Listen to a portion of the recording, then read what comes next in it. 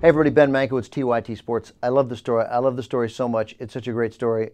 I can't believe it's actually true. The Miami Heat dropped another game to the Chicago Bulls, 87-86. It was their fourth straight loss, including one brutal loss to the San Antonio Spurs, 125-95. They lose by 30 to the San Antonio Spurs. Humiliated.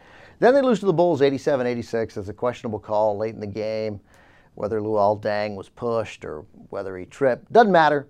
They lose, and down the stretch, Dwayne Wade, and before that, LeBron James missed big shots that could have won the game.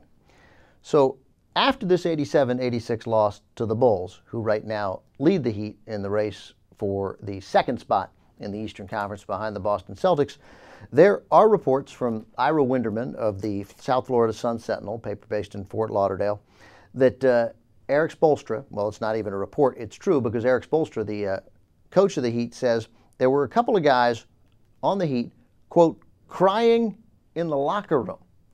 And Brian Windhorst of ESPN also confirmed the report that a couple of guys on the Heat crying in the locker room because they've lost 4 straight regular season games, including a very tough nationally televised affair to the Chicago Bulls. And there you see a couple of guys who might have been crying, LeBron James and Dwayne Wade, who look like they're near tears right there. I'd like to think so. It can't possibly be more amusing that these pretty boys could actually be weeping because they've lost 4 straight games, and people are sort of celebrating the fact that this didn't work out. I mean, look, it's way too early to say. Obviously, man, there's like 20 games left, and this is meaningless right now because they're going to go to the playoffs, and the Bulls are going to play the Heat in the second round. The Celtics are going to play Orlando. It's all going to come down to that, and this doesn't matter. I can't believe these guys were crying. It's inconceivable they were crying, but there it is, the coach. What kind of coach says your players were crying? Man, that is going to get you fired because, man, are those guys going to be mad at him. How could he say that? Unbelievable. And not surprisingly, around the tough guy NBA, guess who's reacted to this? The New York Knicks. Carmelo Anthony and Amare Stoudemire, upon hearing that same day that a couple members of the Miami Heat were weeping because they lost a regular season game, were bantering and laughing about the, quote, teary-eyed Heat players.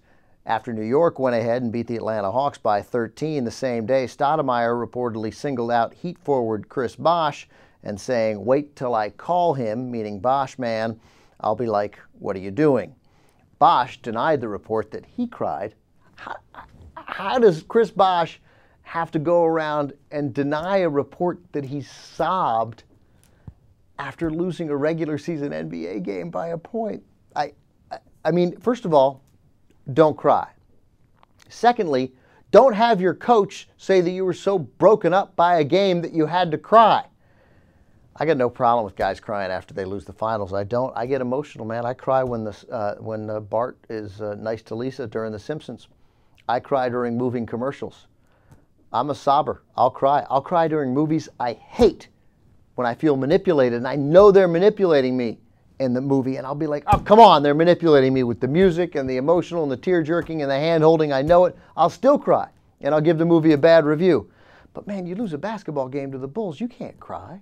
You can't cry. And your coach can't say that you cry. And now Amare Stoudemire and Carmelo Anthony are laughing at him. That's the way it goes. That's what they're looking at, Steve.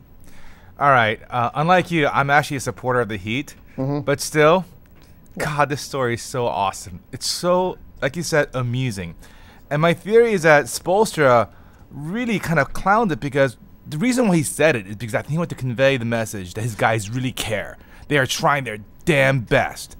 And that they're not just like taking it easy. I think that was the message he was trying to convey, except he conveyed it too vigorously. Yeah, so like he screwed it up. Yeah, you say these guys are mad. They're emotional and they're mad. They're not satisfied with losing 4 games and they're mad. And believe me, there was stuff getting thrown and there was anger in that locker room.